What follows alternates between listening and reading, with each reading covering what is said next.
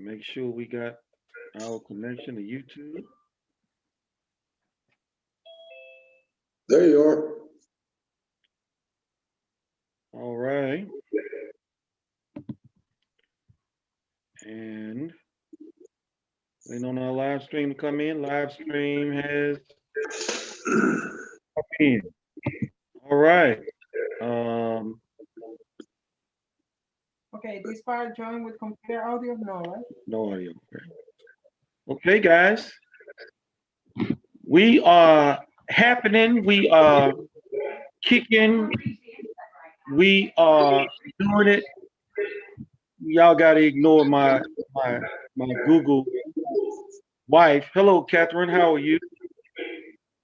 And Josie just got on with us. All right, I'm glad everybody's Happy here. New Year. Yeah, Happy New Year. Happy New Year. Happy New Year. So there is a lot to talk about. A lot to talk about. But what we're going to do, we're going to jump right into this with Alex and Catherine. 7 minutes. 7 minutes each. I would like one of you to take the impeachment issue. Give us your thought, from the federal level, and another to take the riot issue. Give me your thoughts, and then you know later on in the show you can give us your take on whatever else you want to talk about. Now, whoever's got their speaker going in the background, they please mute because that's distracting. So we're going to do ladies first. So Catherine, bring it on in. Well, you're certainly not starting off with the easy topics, Derrick, but I will definitely take the riot discussion. I do understand that there has been an impeachment today, and Congress is going to do what Congress is going to do. But as for the riots and protests, I was looking forward to hearing your perspective because you are, one of quite a few really good, honorable political people I know who headed up to DC last Wednesday. And from the pictures and videos that they took, were participating in a totally legitimate rally, assembling peaceably for the redress of grievances to government, which is, protected by the First Amendment and an absolutely critical part of our government. So, what has really concerned me over the past week is the idea that it's trying to be, that they're trying to be painted as riots at all. Yes, it does look like there was some violence and destruction that took place in the Capitol. But again, we have to remember all the way back at the beginning, these are people who were leaving the president's speech early. Some people, clearly there were people who had been at other protests and had, their personas going where they were looking for attention and media coverage. And so the idea that this represents some kind of organic riot of Trump supporters, I think is something that needs to be pushed back on a little bit. Certainly there were people who died. An unarmed woman was shot while she was trying to enter the Capitol chambers. A police officer was beaten. Several people, including a young woman from Kennesaw, was trampled, apparently, and while carrying a Gadsden flag, too. So really, you just have to be concerned about the optics of getting trampled by a crowd while you've got a "Don't Tread on Me" flag. So I think, in people's rush to criticize, which there's plenty to criticize, they have really morphed a protest, and a protest that got out of hand at point. It has been morphed into something, very, very dangerous. And, Congress is just under such terrible threats, and we all need to be worried about them as, these poor victims of, mobs of dangerous people. And I'm sorry, but I just don't have patience for that with government. Not after my clients have their doors knocked down constantly by the government forces at every single level, and there's no institutional support for them. There's prosecution and taking their stuff and other direct infringements on their rights. And that's something that's just normalized every day. Foreign wars are normalized, and, damage that's being caused. Those are by the votes of the people in that Congress. Congress. So this idea that they can sit there and clutch their pearls and act like, oh no, the idea that we are in danger, you know, now we've really crossed a bright line. Well, the rest of the country has crossed that bright line a long time ago. And frankly, I'm a little disgusted that after what we learned from the protests this summer, because I'm not saying that the protests were the same, they're different issues, different motivations, and lots of complex things going on. But certainly I hope we learned the lesson that there are dangerous things happening and that our government is the one responsible for them. So sure, let's have the conversation about violence. Let's have the conversation about accountability. But the idea that Congress can act scandalized and sit there, you know, cowering in their desks while, you know, people are entering a public building, I'm sorry, but we need to push back on that narrative. Thank you, Catherine. Monsignor Alex. I mean, it's a perfect lead-in to the farce that's going on specifically regarding the impeachment. But I mean, I think that it's part of a bigger mosaic of what's going on. I mean, this impeachment is clearly like from the second that this happened, it was constant blaming of President Trump. The second that any sort of the rioting happened, anything at the Capitol, all the usual suspects were blaming the president. The media blamed the president. Politicians blamed the president. Not just Democrats either, but a lot of Republicans were going out and blaming the president. And the question is, why was that happening? And I think that it's pretty clear that prior to the events of last week, that President Trump, when he wasn't president, was going to have extreme control over the Republican Party.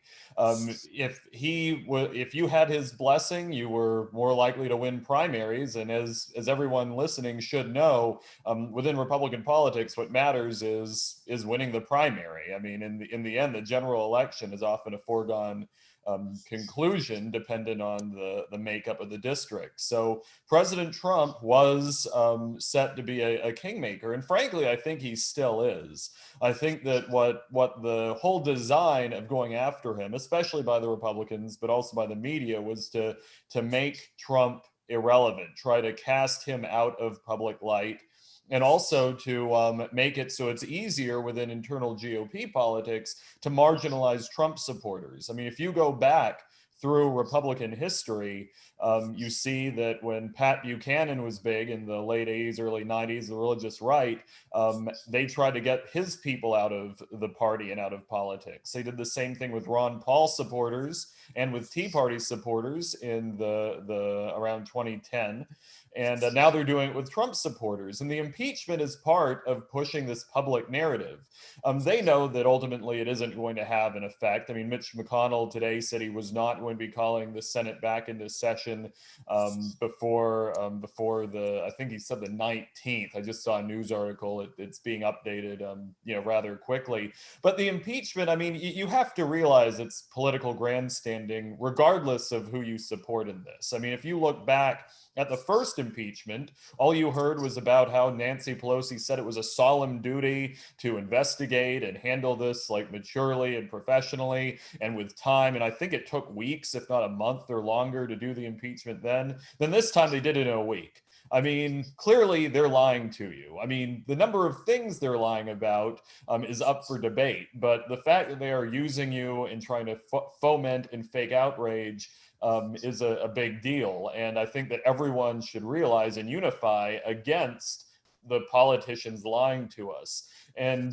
one other comment on that ties into the riots is if they're going to charge him with a crime, so what specifically did he do in his speech that actually led to inciting an insurrection? I mean, if all he did was exercise the First Amendment by saying that he wanted people to peacefully go to the Capitol, and then people took it a different way, I mean, that isn't inciting a riot or insurrection or anything else. And I think the evidence there is lacking, but the media just keeps pushing the narrative. I mean, it is very difficult to respond to that. And I think that's why the Democrats are moving so fast, is they want to, get a win under their belt, make Trump look bad, and then keep as much focus on him as possible so they can get their horrible agenda accomplished over the next year. I wouldn't be surprised if they rush their policy priorities, but that's what I have. Well, thank you, our illustrious host of this show, Mr. Ellyson, has graced us with his presence. So, Danny, Josie was up next, but I am going to turn this baby over to you because I don't want to be in a hot seat.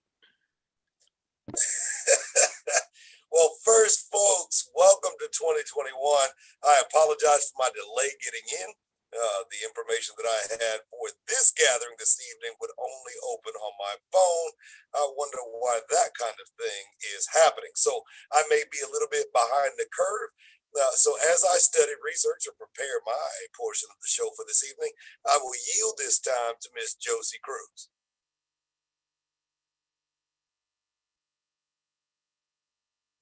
Josie, are you with me?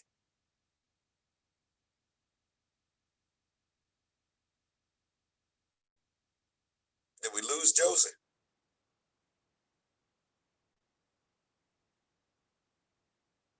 All right. Well, until we get that technical difficulty back up, folks, tonight I want to come to you in the year of 2021 talking about a lot of the issues that are here on the forefront. Obviously, anybody that's watching this show is paying attention.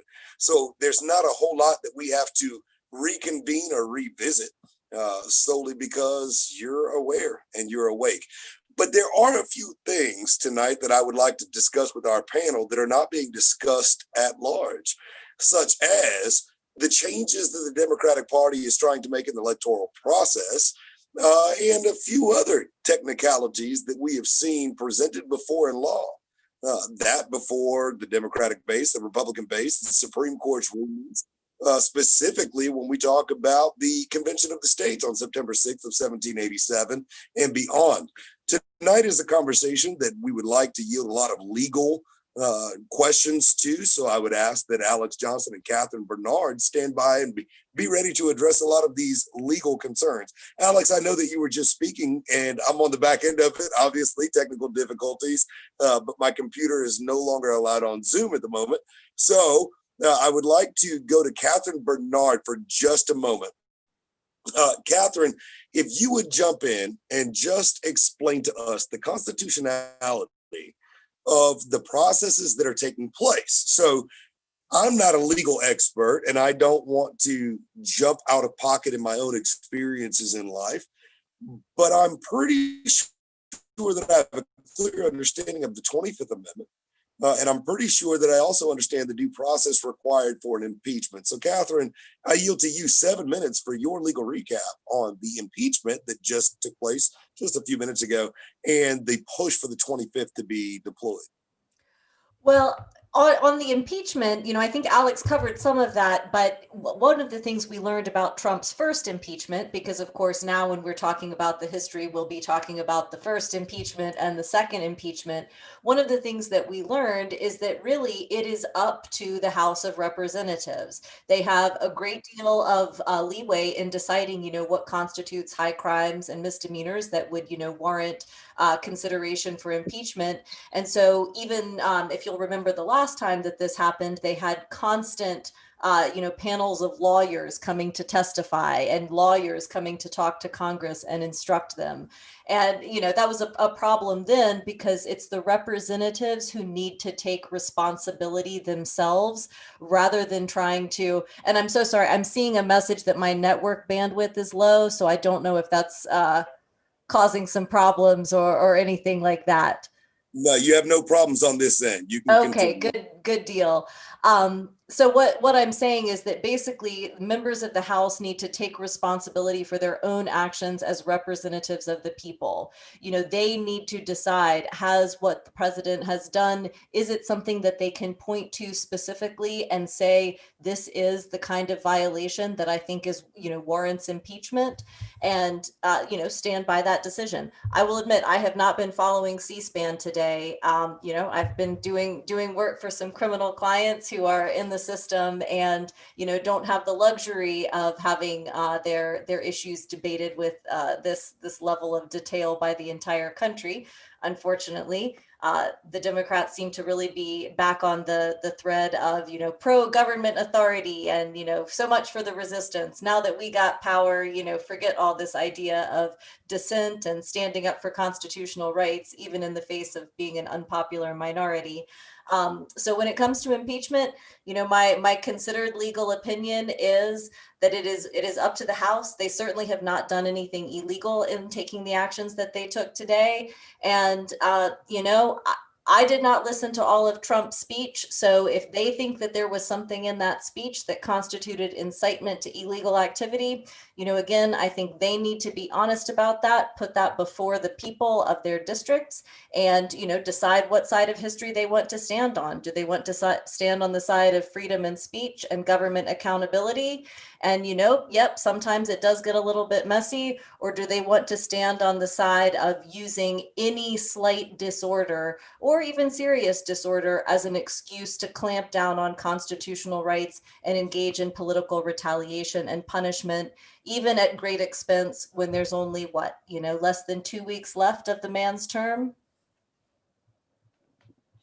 I would absolutely agree with your observation. And Catherine, just to elaborate a little bit more, I think that in this, it's fair for all of us to assume that there is something more behind the behavior.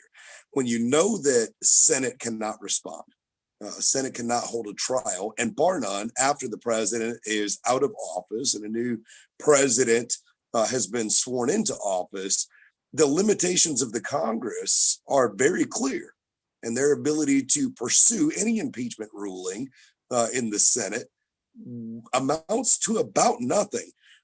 If I could, outside of your legal expertise, Catherine, just ask for your opinion, what's the purpose? What's the point? I think the purpose is to cement a narrative of Trump as dangerous and violent and a threat to American democracy. Of course, they always say American democracy instead of the American constitutional republic, which we actually are. But I think it is very important to those partisans of Joe Biden and opponents of Trump to cement that place in the narrative.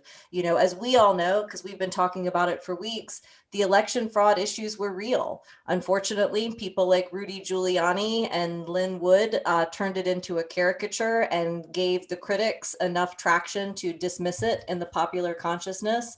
But, those issues are still real. They still inspired a lot of concern. And so it's very important to, the enemies of Trump, the pro, I think someone calls it the uniparty, basically, the political establishment on both sides who regarded Trump as such a threat because he was not beholden to their network of power. That is the group of people that absolutely wants election fraud buried as an issue, and so that they can associate anybody who brings it up with dangerous, violent conspiracy theories. Fair observation. I don't think that I have much of an argument there, Catherine.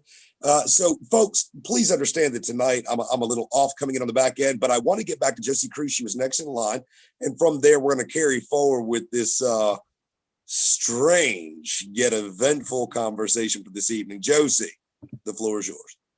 Well, piggyback on what Catherine is saying is what I see about Trump is not even about the person Trump. It's about the concept. It's about the agenda. It's about America first. It's about the Constitution. Holding up and lifting up the Constitution. These people are going against all that represents in the person of Donald Trump. 2 years ago, I was saying it's very dangerous for Americans to put their eyes and their hope in one person, because that reminds me of Venezuela putting their eyes on Hugo Chavez, right? But it's a little different here in America with Donald Trump, because we are not worshiping or Yeah, worshiping Donald J. Trump. What we want from his administration was the concept of that what I described earlier, like a few seconds ago. So he's coming, we elected him, we re-elect him back again, and then these people don't like it because he is putting them in different places, he's pushing them back, and all this censorship that is going on, the narrative, making him like racist and division, all that is coming from them. It's not coming from us, from the Republican, the grassroots, from the people in the bottom. I'm not talking about the leadership, because if I start talking about the leadership, then we're gonna go off to another. Let me push back a little bit, because I don't think this has anything to do with President Trump anymore. And forgive me for just stepping in, but I think this has a far more impactful reach. I think the actions that are taking place and that we're witnessing and watching right now are the groundwork for what the rest of our lives as conservative Republicans looks like. I think that this is a shift in not just the president's position and how they view him, as much as they view everybody. So that means that even those that were Republican conservatives that were never Trumpers are included in this swath. So let's twist that to the next layer of this conversation that's currently being discussed. Creepy, but it's being discussed. Let's talk about the re-education camps. That sounds a little familiar, doesn't it, Josie? Look, what we are seeing these 2 weeks is the second or the third step that I was talking before election. They are accelerating the step. The gasoline is going faster now. They are taking people's pages down. First Amendment is going down. They are silencing people more now. And this is just Venezuela again here in Georgia. I'm just gonna concentrate in Georgia, okay? Is Venezuela in Georgia implementing the socialist communist agenda, but the only difference is the language. It's in English, but it's the same situation. It's the same strategy, the same agenda, the same step, one behind the other. Look, I was watching a video live on the rally on the 6th. That was a man with a mask, and you could see his eyes were a little, not round like mine. It was a little like this. And he was taking, with his cell phone, he was taking like a face recognition from some people in the rally. So we already start seeing the face recognition. That was a little weird. But when you understand the behind Biden is China and the communists, this is normal for them to be going fast forward in the agenda. In Venezuela, it took a little longer because, we're a tropical country and, it was a little different. But here, I see it is accelerating in a fast, it's going fast. Well, Josie, I'm going to agree with a lot of what you're saying, but I think the shift in which I understand in this, and I'm going to bring Derrick in for just a moment. The way that I think that I see this a little bit more progressively is that it takes a brass pair to raise up against the American people. We know the history of Hugo Chavez. We understand Venezuela and Cuba, the rest of South America, a lot of the Asian world. And we understand the history over years and years and years. But this seems to be a blatant and brass-paired attempt to swing at American patriots. And folks, listen, when I say American patriots, I'm referring to true blood-born Americans, those that are not willing to surrender their rights. I am not advocating for those that use that terminology and side with extremism and things of the sort. The only thing that I believe in that is extreme is the power of God Almighty. So don't get me mixed up in this. Derrick, let's talk about the immense shift. We've been watching things happen over the years. We have watched from, literally 1787 to present, this continuum of people trying to jockey for power. And here in the United States, we're very blessed where the power was granted to us. But in recent years, more specifically the 50s to present, we have watched the unraveling through corporatism and large banking institutions trying to take the power from the people. Derrick, what do you see? What is your vision and what is the current plot? Why is everything different now? Oh, wow. Why is everything different now? Let me back up a little bit. Everything is not different now. It's just in our face. 100 years ago, globalists started a program to overtake the country in 1913 when they brought in the Fed, which has systematically robbed this country of its wealth. But in order to make that happen, they needed politicians in place that would do their bidding. So I used to say all the time, these rhinos are going to come back and bite you one day. I would scream it to the top of my lungs, but nobody was interested in hearing that. I even coined a phrase called "my guy syndrome." And I started speaking these truths a decade ago when I observed what happened to Ron Paul, because he was speaking a truth that other politicians did not want out there. And that was the encroachment upon our liberties and the selling of this country to the Federal Reserve. But nobody wanted to hear that. He was a crazy old coot. I talked about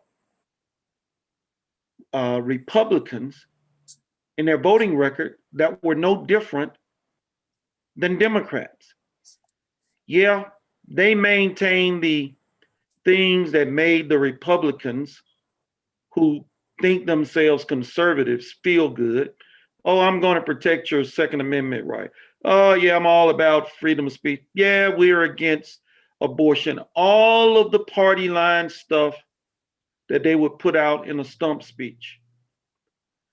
But nobody ever held them accountable for it. Nobody would ever research. So in short, I don't want to go on and on and on lamenting my warnings that nobody heard. I'm going to say this to you. I was in DC. There were no riots. And I've got videos, a video out there where I talked about it. People want to go and watch it, they can. I'm not even going to get into it here.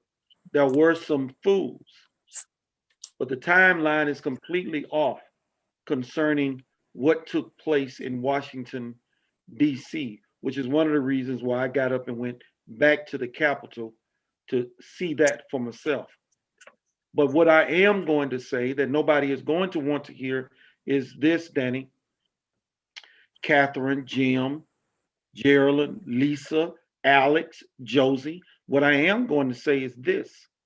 I lay what's happening in this country today at the feet of every single conservative or Republican rhino supporter that has voted for those people in Washington, D.C.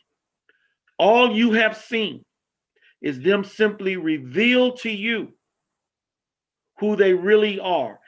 Alex spoke to it earlier. They don't want Trump to be a kingmaker, because if Trump is a kingmaker, what Trump is going to do is say to the people, and it's a shame that somebody has to spoon feed the people to do the right thing because they lack the wherewithal to do it for themselves. It's a shame that Donald Trump would have to say, okay, folks, you saw what Mitt Romney did for you. even though you've seen it before, you just didn't pay any attention. You don't want to vote for Mitt Romney. You don't want to vote for Mitch McConnell. You don't want to vote for a Kelly Loeffler type or a Doug Collins type or Senator Mike Lee type or any of those guys. And this is something that people ain't going to like. I love Rand Paul's voting record, Thomas Massey's voting record. I love it. I even love Mike Lee's voting record to a degree. But you know what? Their voting records was never enough. Nothing changed until Donald Trump got in office. Donald Trump is the one who started overturning the money changers' tables. That speaks to what Catherine was talking about. The impeachment, the rioting. We must malign this man at every turn so that he becomes irrelevant. And to Alex's point, so that he is no kingmaker.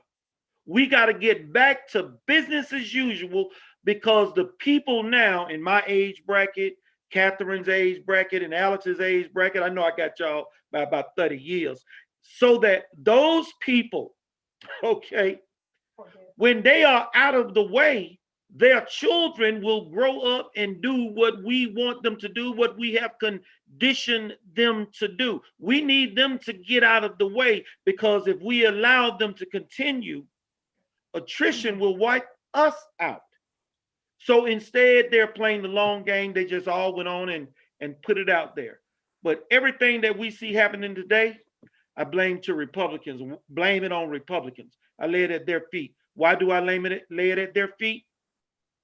They locked out all of the people that wanted to have a voice and move towards constitutionality during the Ron Paul days.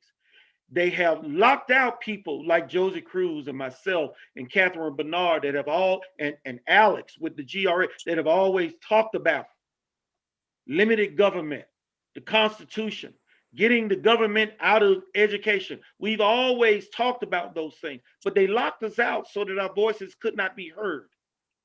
And Donald Trump got in and damn near messed up the whole playbook.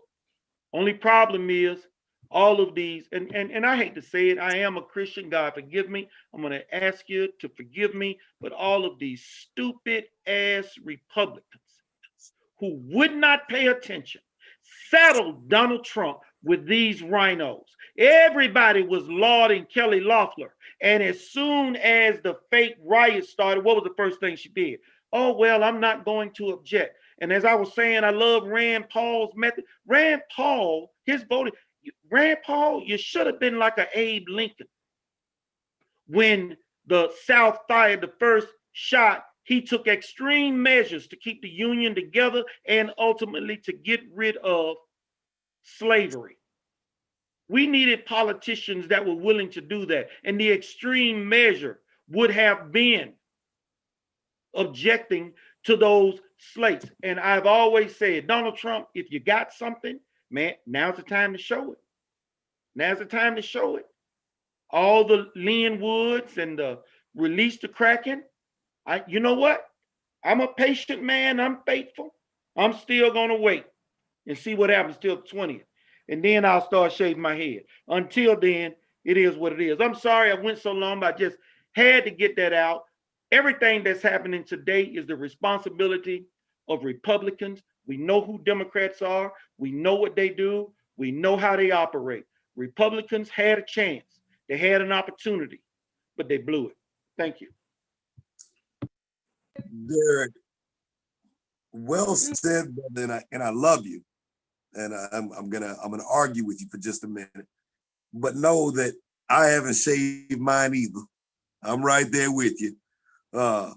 Which is why both of us are wearing the caps tonight.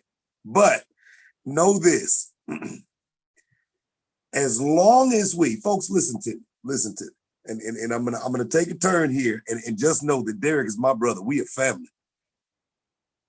As long as we continue to identify the problem as being Republicans or the problem being Democrats, we will never solve the problem.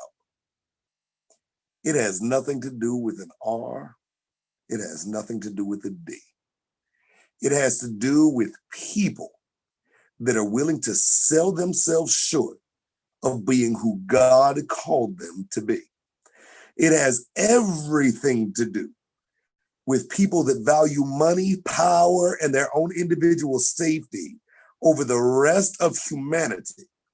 See, you have to understand, there are many Democrats elected to office that currently represent you as Republicans. There are many Republicans that are currently elected to office that represent you as Democrats. See, the R&D was taken over a long time ago. This is not new. This problem will continue until we find the words to place blame where blame belongs. It is elitists, people that strive for power and more. The strange thing is, they don't even know what to do with what they already have. So why is it that they strive for more? Alex, coming to you for just a moment. I'm sorry, I got to jump back in here and give some pushback. That's fine. It is R&D because that is what they have been led to believe. So when you have Republicans that have been conditioned, I can't count the number of times that I have thrown up when I see a Republican state, we must vote R, we must vote red, straight R, or Democrats doing the same thing.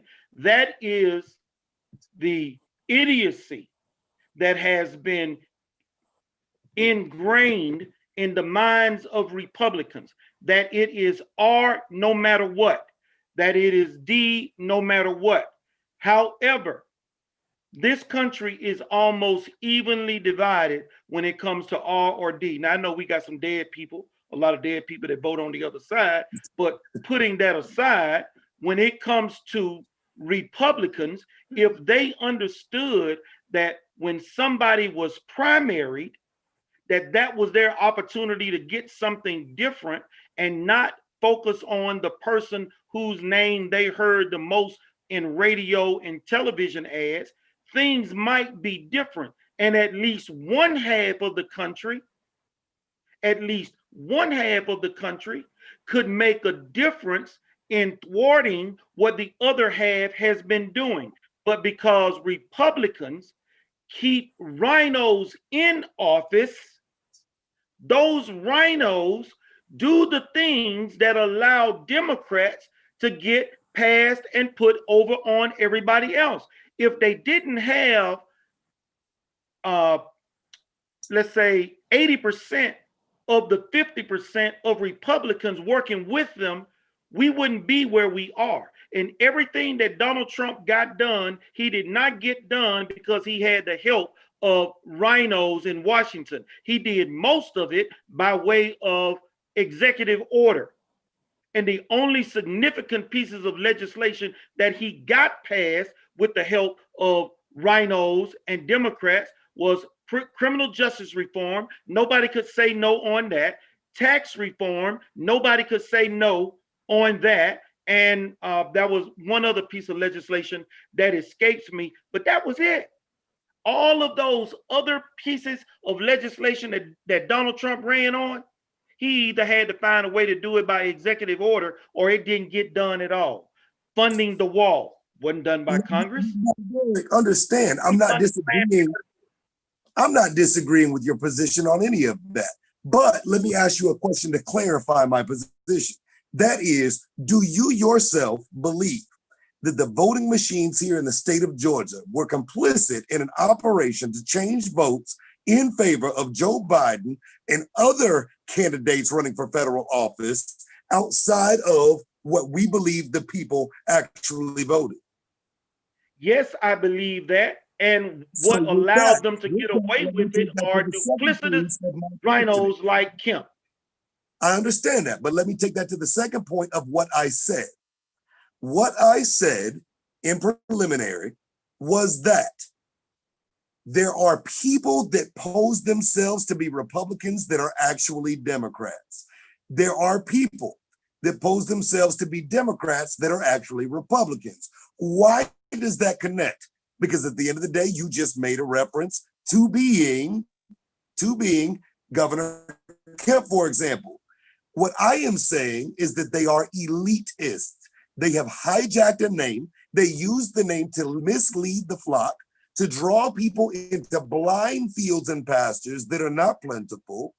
And in turn, they are a part of the systemic issue, which is resulting in the overtake of our electoral basis.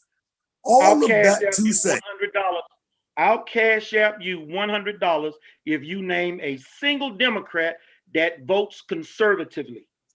Name one, and I'll cash app you $100 right now.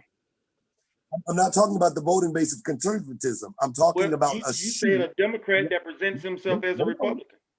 Don't take me out of context. What I am saying is a wolf in sheep's clothing. They come on both sides. What I am talking about is elitists that will say whatever is necessary to win. And they know that they can win when they have the backing of a hijacked electoral system that is based in a digital technological world, which you are familiar with, sir, being your background in technology. You know that it is very easy to manipulate this. I'm not talking about voting records. That's not what I am propositioning. What I am propositioning is wolves in sheep's clothing that will be whoever they have to be to win. So what I am saying is that instead of blaming a Republican or blaming a Democrat, we have to acknowledge that there's a base of our people that are undereducated, not uneducated, because that's not fair. They're not uneducated because they went and got the education that was provided to them. They are undereducated because the education that was provided to them was misleading. Therefore, on the terms of what I suggest, is that there is no need for any of us to blame the R or the D, because that doesn't solve the problem. It continues the problem and continues the divide. What breaks that is when you highlight and talk about who the actual problem is and place blame where it belongs. And that is elitists that don't give a damn how you vote as long as your money employs them. They will be a Democrat today and a Republican tomorrow. They will be a Republican next week or a Democrat the week beyond that, solely if that is your agenda. If whatever buys you is the letter behind their name, they will use it. They will hijack it and they will continue the problem. My solution. We're going to disagree on that because that is not how it has been.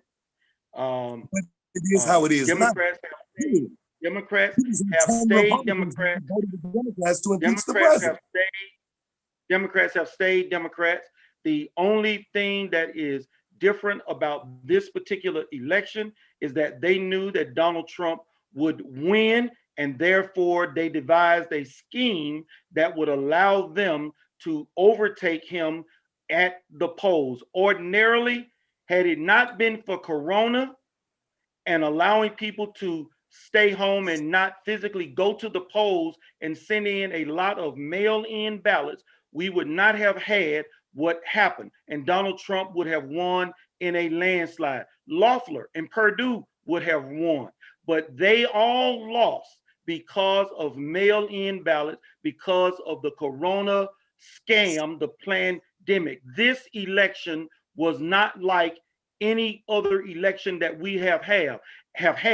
And rhino supporters are responsible for what Donald Trump has experienced, because they are the ones that put those rhinos in office who were already in office before the election. I'm not talking about Kelly Loeffler and David Perdue. I'm talking about Mitch McConnell. He didn't have any voting irregularities, and all of the other rhinos that are now up there talking about impeaching Donald Trump. Mitch McConnell coming out saying, yeah, I'm going to support impeachment. No, this election was different, Danny. No, I absolutely agree with you. What I am suggesting, Derrick, and I think we're actually more on the same page than we are different. What I'm suggesting, yes, there are rhinos. Yes, there are people in the state's GOP here in the state of Georgia that are swung They are absolutely compromised. I agree that there are problems from the top all the way to the bottom. I'm not saying that. What I am introducing is that we actually start having the conversation that is absent. And the conversation is not about the R and the D as much as who is influencing said R and D. And that is, where is our evidence in that, leading to our next topic? Our evidence is that this is not a Republican Democratic issue. This is a corporatism issue. This is an elitist issue.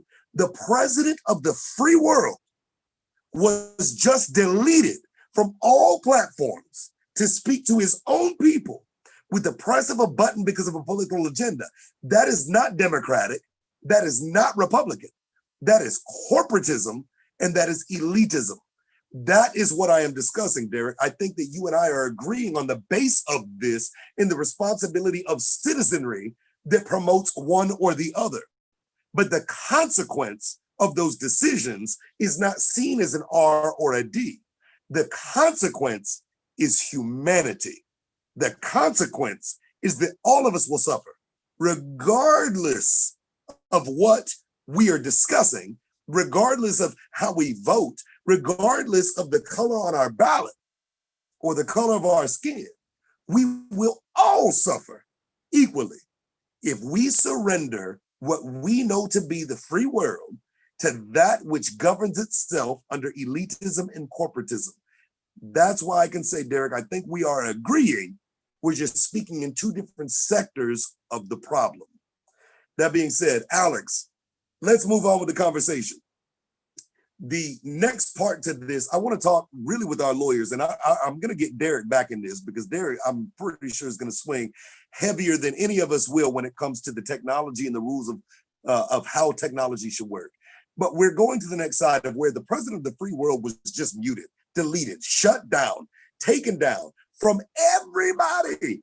Videos of old things he talked about months and months and months ago, deleted. Why? Because we don't like him. We don't like him. We're going to twist his words and we're going to say that he said this and incited this at the Capitol. Listen, Derrick wasn't the only one at the Capitol. I've talked to many people that were at the Capitol, and nobody saw this jackassery that they're claiming was there. Now, granted, there's video footage, but you know what? I've seen video footage of places that I've been around the world during times that I was in service, and I'll tell you, it wasn't depicted properly. So, Alex, talk to me about the legalities of this. So it ties into what you and Derrick were just talking about regarding both elitism and rhinos. So the underlying thing is that the First Amendment did not create freedom of speech. Like, the First Amendment didn't do it. The law didn't do it. Freedom of speech is a concept. It is a value. It is something that we have as a natural right that pre-existed the US Constitution. All the US Constitution did was say that the United States government should not be violating that pre-existing right, that our government cannot restrict our speech. So what is, and this just goes into how the media, which is in a way controlled by these elitists who think that they know better than us, have perceived it and portrayed it, and why that if you go on any social media platform, it seems that the debate is, well, should tech companies be able to silence people? And then the answer is, well, yeah, it's not a violation of the First Amendment. And it's like, it's not a violation of free speech, but it is. I mean, a private company can essentially shut down free speech, just like a private college is allowed to shut down free speech. I mean, private entities, you can tell people to leave your home for saying things you don't like. That doesn't mean that it's a good idea. And that's what's going on right now, is that these tech companies, which we have deferred this power to, have decided to just completely silence President Trump. I don't know if you saw some of the information coming out yesterday, but apparently Twitter shut down some accounts in the ongoing Ugandan elections in the country of Uganda. And then Uganda responded by shutting off social media from those companies to its people. And then Twitter turned around and said, how dare you get in the way of freedom of speech, which is to me just, I mean, it's insane. I mean, but it makes sense, though, if you're looking at it from the right mindset. From our mindset, that's clearly hypocrisy. Like, how can you think that that's okay? I mean, in the Twitter post, even they said that they are working with their peers, which implies collaboration with other social media companies to do this, which I don't know if that has antitrust implications. I don't do that type of law, but one of my friends that does mentioned that would be their Exhibit A. But that from our perspective, it's hypocrisy. From their perspective, if you are thinking from the perspective of you are running these companies for the benefit of mankind, it makes perfect sense. They think that it is perfectly fine to shut up Trump because they think and they've believed or they're fostering this narrative that he's a dangerous dictator that's gonna cause riots and damage and destruction. If you're those leaders of those tech companies, you're thinking that, oh yeah, it's fine for me to shut down like the bad guys in Uganda, but oh no, it's not okay for them to shut us down. Like, it only works one way, because in their mind, they're the virtuous warriors saving the world, and we're all a bunch of idiots if we support anything that they don't. We're dangerous. We're the problem. That's the mindset that they have. It doesn't matter that it's true or not. What matters is they think they're doing the virtuous thing, and we're just stupid or evil, like lessers that need to just fall in line. And that's what you have in the Democrat Party. That's what you have in the Republican Party, depending on who you're talking to. I mean, the Democrats have their far left socialists. Then they have the people like Biden and Hillary Clinton that, you know, they would advocate Nazism if it'd get them into power. I mean, they just care about whatever goes their way. And that's what we have, the elitists versus the rest of us. Exactly my point, Alex. And thank you for referencing that kind of cross patterns between the Democrats and the Republicans. They both hold the same posture. It's all about where you get the power. And you're absolutely right when, you know, it is a double standard. What's good for the goose is good for the gander. So Catherine, coming to you, we're going to stay on the lawyers here because I see your hand raised and you're ready to start a fight too. And I'm good with that. But one of the things that I found very interesting was the audacity that a representative in the state of Ohio, state representative, not U.S., had to say in cross-reference about the freedom of the Supreme Court's ruling for the bakery, I believe it was in Colorado maybe, that didn't bake a cake for an alternative lifestyle couple. The Supreme Court said it was their freedom, so on and so forth, and used that as a cross-reference to validate Twitter, Facebook's, and YouTube's right to disband the president and to take him offline, saying, well, the Supreme Court already ruled on similar matters. Look at the cake incident. So now shutting up the president, speaking of the United States of America, has now referenced a gay cake. What say you, Catherine? I've heard worse analogies. You know, I think that the irony in hearing all of my Democrat friends talk about the cake baking case is that none of them were in favor of private businesses having the right to control speech and expression, you know, when it came time for that case. But now they have all rediscovered it, you know, since Donald Trump is the target of these private businesses' ire. And that's why, you know, I think I raised my hand when you and Derrick were going at it, because, you know, this is why the political parties, you know, they do damage on so many levels. You know, there's what you guys have already talked about, what Alex mentioned, but, you know, the parties really operate as the kind of institutional structure for government to get you to blame somebody else other than government for the things that government is doing. And so that's why, you know, I keep wanting to go back to how do we make this about people versus the government? How do we take away that avenue for people to cast blame on, you know, their neighbors or, you know, family members that they argued with at Thanksgiving? Because that's our natural tendency, you know, it's easier to blame somebody, you know, on the other team. You know, politics feels like Sports Center for a lot of people now. It's very tribalist, and people don't select their party based on, you know, I'm going to look at all of the different positions on these issues and choose a party based on that. You know, most people end up with the party that their friends are a part of or that feels, you know, socially compatible rather than something that actually reflects their views towards government.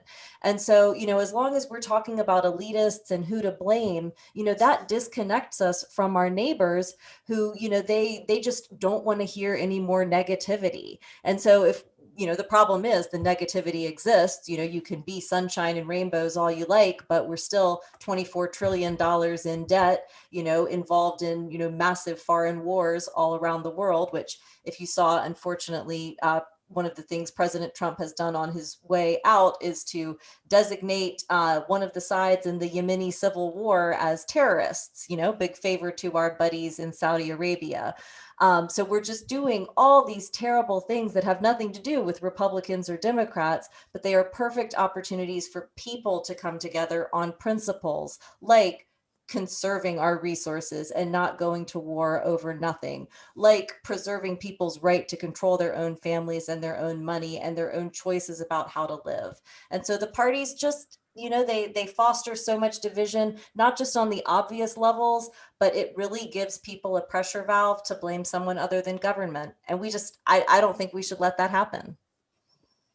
Absolutely agree, Catherine. And through my military background, we would refer to this type of behavior as calling psyops, psychological warfare. And it is being employed very, very well. Maybe not from government entities, don't take me wrong. I'm not going to say that the military is out here trying to get inside your brain. But I am going to say that there are people in government that have the ability to read books, and they have learned very well the art of war. That being said, coming over back to Derrick Grayson. Derrick, all of this conversation we've had, you and I are brothers in good sports and in much of our conversation. And even though we stand in disagreement, we have always found a way to sit at the table, which is why this show is called The Round Table. We find resolve, we love, and we center ourselves on our faith.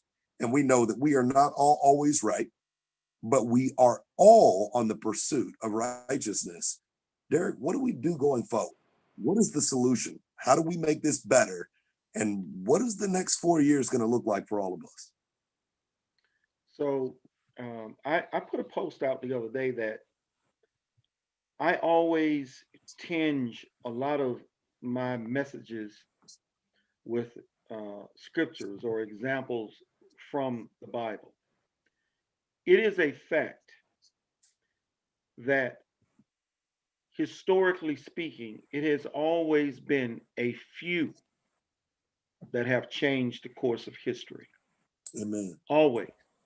Not the mass, but a few.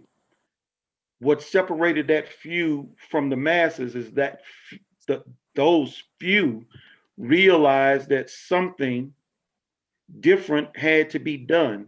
And of course, that involved some enlightenment. I want you and Catherine to know that to blame is not something that I relish, but it is foolhardy to not recognize where the source of our issues start from. Government can't ride us and cause us to blame others if we don't bend over and allow them to get on our backs. Now, Danny, you know, you and I are both Black, and I'm sure you've had conversations with Black people just like I have. I could play a video of Joe Biden referring to Black kids as predators, talking about how he didn't want his kids in school with them. But because that person has been so conditioned by the government to believe that if it ain't a D, it's evil, that's a person you cannot get to. And the Bible talks about them. They have not ears to hear, eyes to see, or a mind to perceive. So there's nothing you can do for most Democrats. I do believe, and it is the reason why I am in the Republican Party, is that if Republicans can be made to see that they are being played by the Republican Party into doing their business by keeping them in office, nothing will ever change. I will go to my grave looking at rhinos continue to be elected after election after election after election till there is nothing else left. So where do we start, Danny? If people like Catherine and Alex and Josie, Jim, John, Lisa, Carlos, if people like us aren't willing to go and try and wake up those who help keep those that are destroying us in power, or elect people like us that are willing to go and run and stand up and do the hard thing, which is to say no, nothing is going to change. Okay? That's just that. So you ask me, what do we do? Well, we keep doing what we have been doing, calling it what it is. And so I will never shy away from the fact that Donald Trump's biggest fight was from those within his own party. And how did he get them? He got them from us, Republicans. And we need to fix that.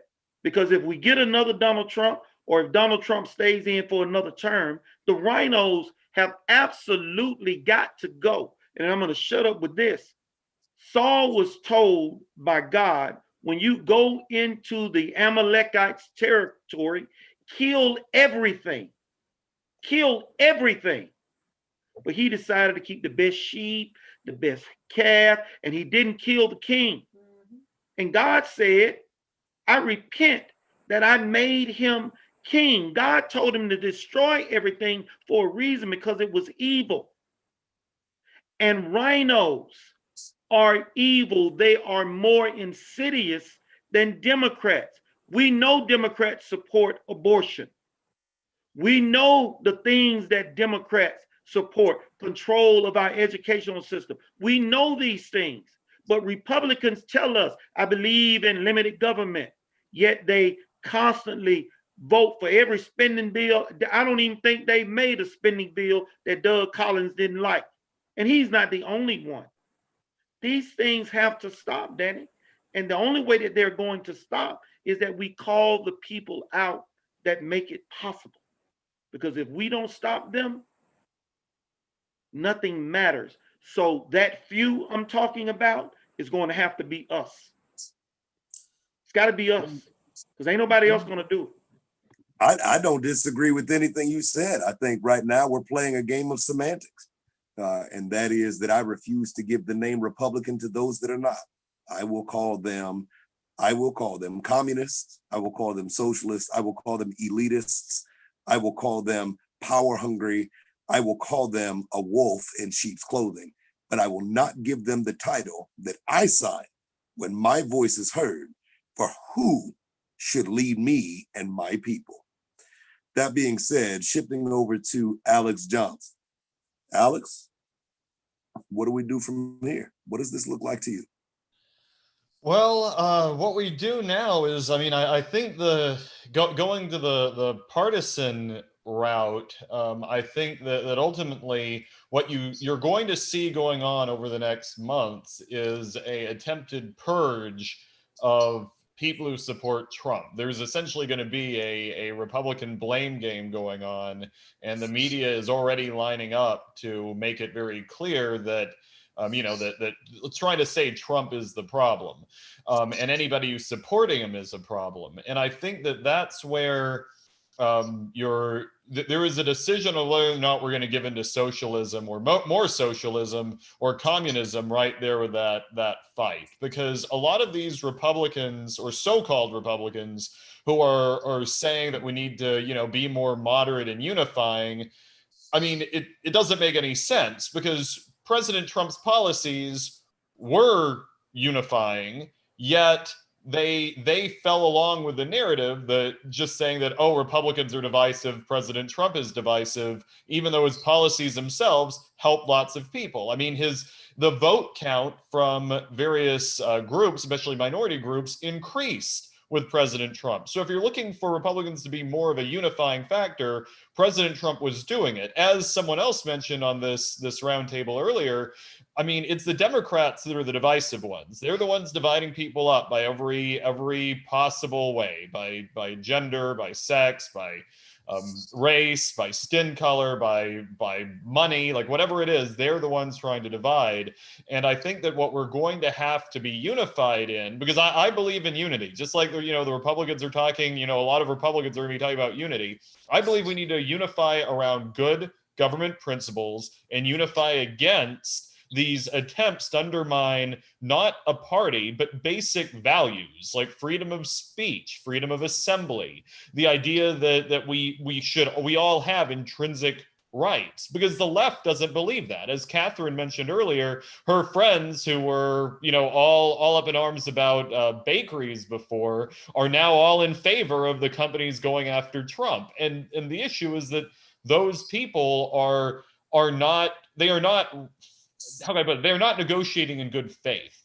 And I think that that's where the Republican establishment, the people who want us to just get in line behind people like Jeb Bush and to play along with the Democrats like we did with Romney, those people either are intentionally just after power, or they're so stupid that they don't realize that the other side never negotiates in good faith. They don't act in good faith. They will lie and emotionally manipulate to get their way. And that's why we all need to, as Catherine alluded to, reject the divisiveness and instead realize that the government is the one causing these issues, that the politicians currently in office are the ones that need to be replaced. That includes the rhinos that Derrick's talking about, the people who are perpetuating the abuses, as Catherine mentioned, and Danny, as you mentioned. I mean, the whole idea of the elitism, I mean, they talk down to us regularly. I mean, I finally, on a Georgia GOP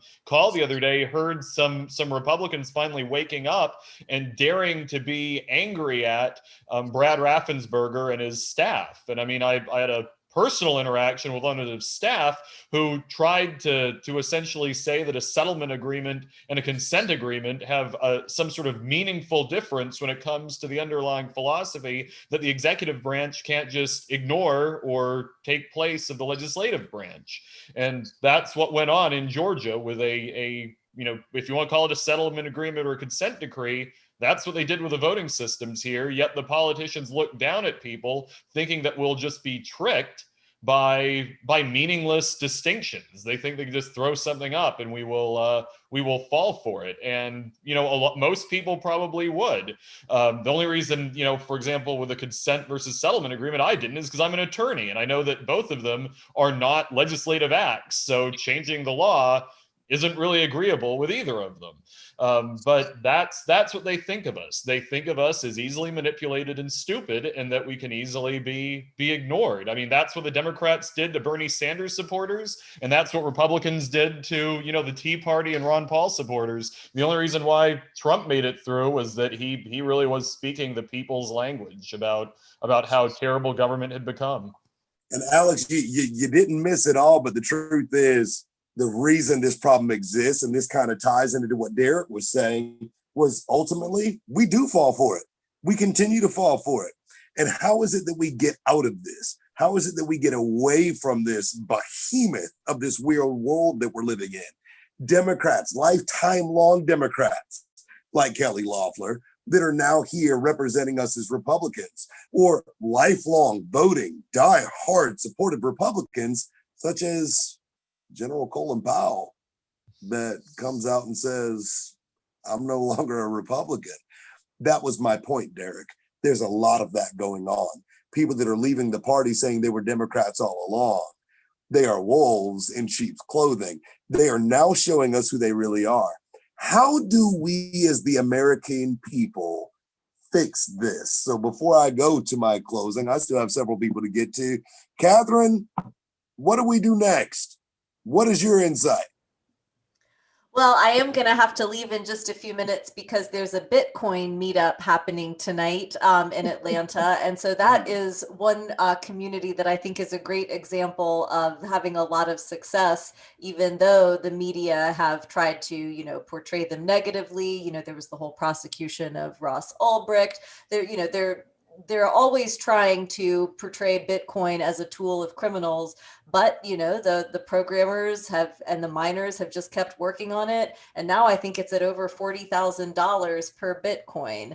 So I think the crypto community does kind of show a model for people who are against the establishment that we might be able to look at in politics as well. Because really, the more energy that we put into these, false dichotomies and responding to the lies that they tell and the ways that they try to mislead us and manipulate reality. This is something that I've experienced as a defense attorney. Just responding to somebody's accusation can sometimes make you sound guilty. It's very counterintuitive because when somebody accuses us of something, we want to defend ourselves. But to a public audience looking at it, they can think, well, oh, those Republicans, they're certainly talking about violence a lot. They're certainly talking about bad stuff. Maybe it's because they're bad people. And so a lot of times the decisions that people make about politics and who to follow and who to hate, they happen on this very emotional level about, who is making me feel better. And so those of us who are serious about truth seeking and rationality, that's infinitely frustrating. But I do think that when we're dealing with politics, we need to use that energy in our favor rather than let them use it against us.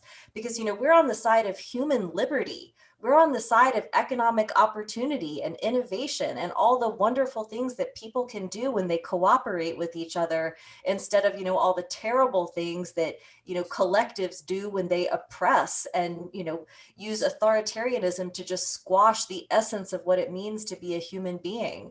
And so the more they drag us into the political world and away from talking about the values of what makes us act politically the way they do, the way that we do, that's when they win. And so the more we can focus on what we have to offer our neighbors as, self-sufficient human beings who want government to stop oppressing and taking away as it has over and over, and we want to restore, the best of America, I think that's what we've got to focus on. As horrible as all these distractions are, they get even worse when we put too much of our energy into them.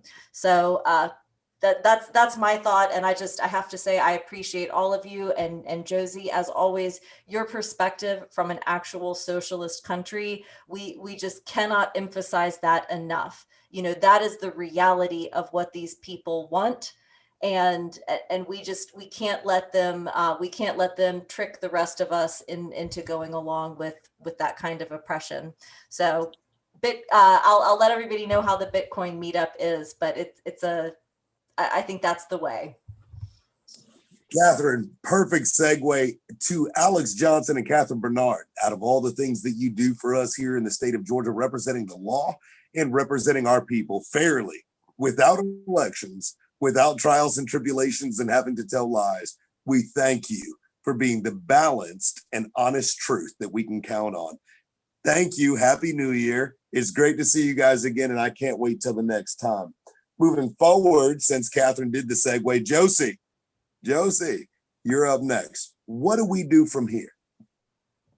Well, the first thing that we need to do is a lot of Georgians needs to stop living in denial. They need to wake up. This is the time for wake up, and I believe this silencing of the speech of a lot of people are waking them up. Second of all, we need to be aware of what's going on around us, and we need to continue calling out names, continue calling out those machines, continue calling out those absentee ballots. Because in my experience with my district, I did not have no opposition from the Democratic. They were silent, which got me a little suspicious, right? But when it came down to the voting day, and then seeing how the software was interrupted, and then the next day 200 absentee ballots came in, that it makes sense what was going wrong, what was going wrong on my end, on my election, on my campaign. Specifically, absentee ballot was the biggest scam for my district. Absentee ballots, and the Dominion software changing some numbers that help out Biden in that district. I said it from the beginning. DeKalb will be the eye of the hurricane in Georgia when it comes to the national election and the district and the congressional district. And that was exactly what happened. They tried to shift it to Fulton, but I know it's DeKalb. DeKalb is the one who changed the whole things in Georgia. Thank you. Joseph Cruz, as always, my sister. I love you. I thank you. I am proud of you. You're doing good things, and I look forward to our communications off air. But I also look forward to our future communications on air as things progress. And for tonight's wrap up, folks, Derrick Grayson, my brother. From Man, here. I've talked enough, Chief. Nah, Derrick, I'm gonna make you complicit, brother, because at the end of the day, I'm gonna call on the pastor. If there is one last chance, if there is, let's just say we're watching the world do some crazy things. How do we end this, Derrick? What do we say? What do we tell our people? I'm going to say this, Danny. All of us have talked about what the problems are. We know what they are: rhinos, undereducated voters, corruption in government, a desire to move us towards socialism. We know that. We also know that if we are believers in God, that Christ said that these things would come. Now, I don't personally believe that we are there yet. I think that there is still light. Work while it is yet day. With that being said, I think Trump, because what I have seen, Danny, a lot of people crying, despondent, across the board, just folks losing it because they think that this is it. On the 6th, I posted, or actually on the 7th, the world did not end, you see? And what I had to tell a young lady, and it was rather a lengthy post, I'm gonna just be very brief. This is not about Trump. This is about us understanding that Trump was God's vessel. Mm-hmm. Trump was put into place to highlight some things. Now, I'm 60. So if I were to go back 40 years, I have never seen politics as grave as they are today, where 80 million people would question an election, among other things. And so people are looking at Trump, oh, I'm losing faith. Well, your faith is in the wrong place already. Our faith is in God. We may trust men to do things if they are honorable, but our faith is never in man. Our faith is in God. And I think this is our moment, Christians, to say to other Christians, now is the time for you to turn to God. Now is the time for you to understand who is the source, who is the power. And it's not Trump. Trump is a vessel that I use to help open up your eyes to what can happen to this country, just like it did with the Jews. So if we don't open our eyes and realize who the source truly is, then it really doesn't matter.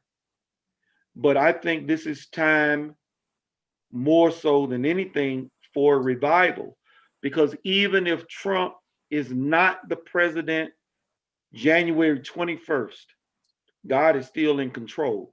Now, that's just me from speaking from a Christian perspective. I will not lose faith. I will not go off somewhere and sit down and do something stupid to myself. I will not quit. I will continue to fight. God has already said, you will run again. I'm going to stay in this fight. I'm waiting on Alex to call me and activate me. He reached out and said he was going to put me to work, but I ain't got that phone call yet. Danny, you and I are going to be doing some things together. You know, my brother Jim, Lisa, John, Josie, my sister, Kat. You know, I ain't quit. I'm in this. But my faith is not in Donald Trump. I am thankful that Donald Trump was used by God to shine a light in this dark place. Now it's just time for us to keep it going, whether Trump remains president or not. Amen. My God. And that's the man I was looking for tonight. Ladies and gentlemen, my brother Derrick Grayson, Derrick Josie, I am forever thankful, grateful for your contribution that you have poured into my life and the trust and the faith that you have placed in me as a man, simply mortal, fragile. You've called upon me to be a part of things that are amazing. And I am forever, ever in your debt.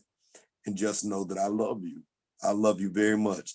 And 99.9% of the time that we disagree, by the end of the conversation, we agree. As Derrick was saying, if my people called by my name, they would humble themselves and pray. Folks, we're living in a time where we can go doomsday, we can go Armageddon, we can panic, we can surrender to the government, vaccines, we can surrender to the devil and his way, we can say that there is no hope for the Republican or the Democratic Party. Or we can simply step up and say, you know what, there's certain things that we know to be true. The first thing that we know to be true is that God is still God.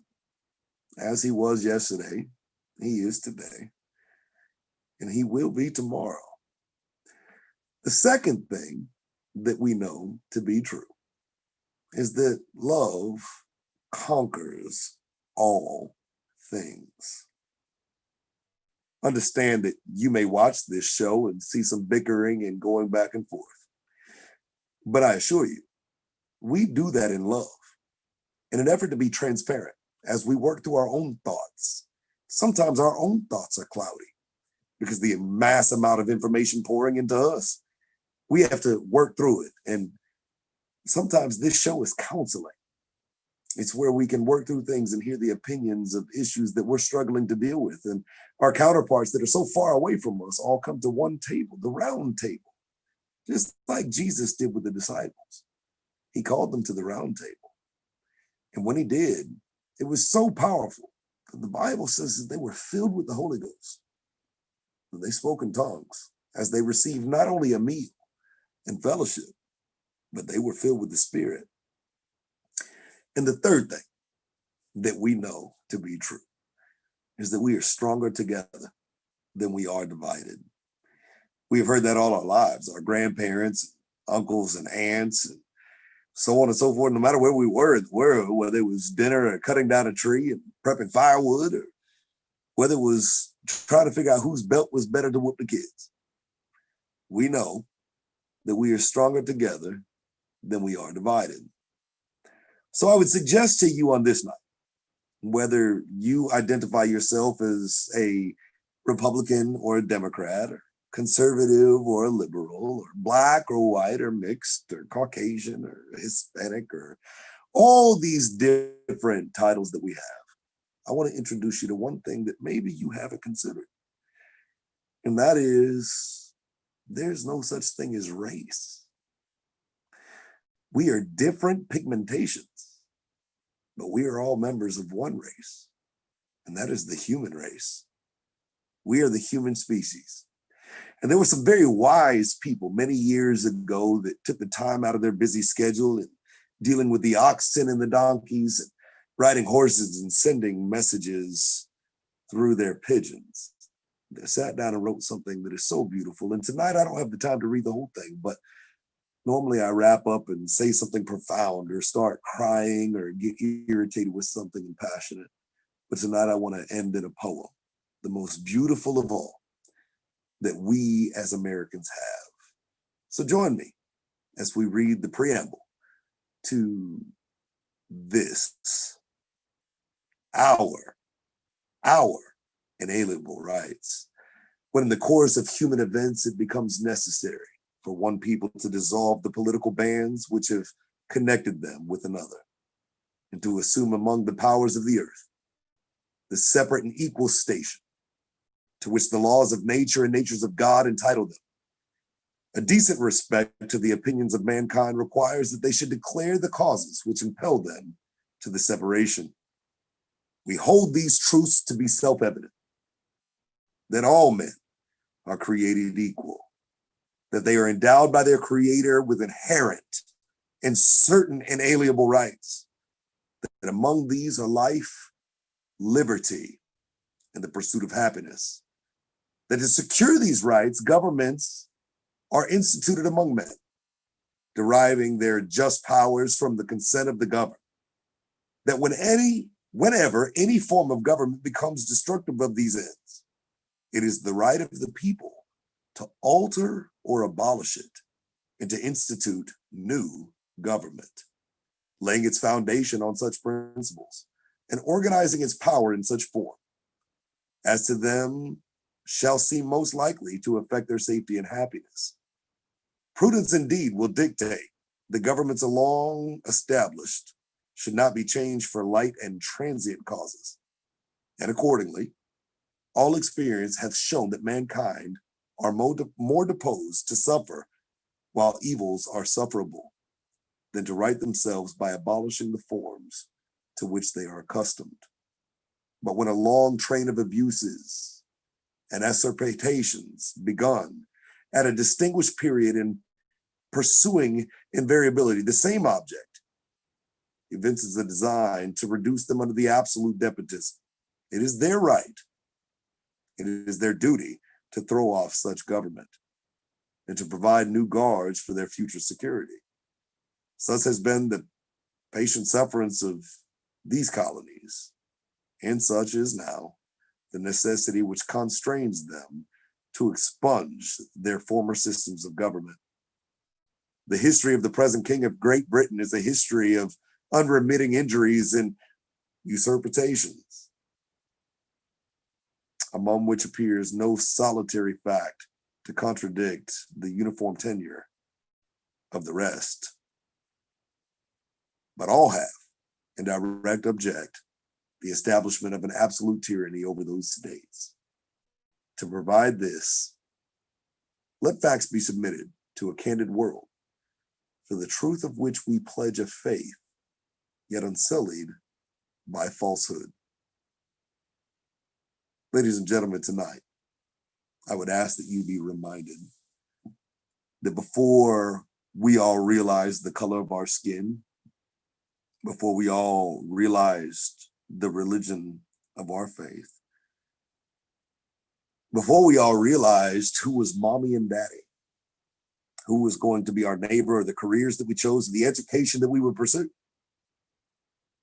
we were born of flesh into sin.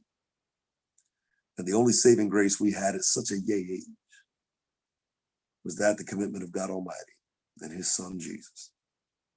That truth still stands true today, no matter how smart you think you've become or how undereducated you think you may be trapped. God is still God. Your life is still your life. We are stronger together than we are separated. I'm willing to drop the R out of my name if you'll drop the D out of your name, and we can meet together as children of God to take a country that he spoke life into and return it to his kingdom. Meet me there on the horizon.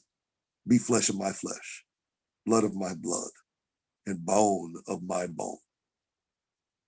For tonight, on behalf of me and my panelists and all of our guests, we thank you We love you. Welcome to 2021 and to thereafter. From the Low Country and my family down here, God bless you. We'll see you next time.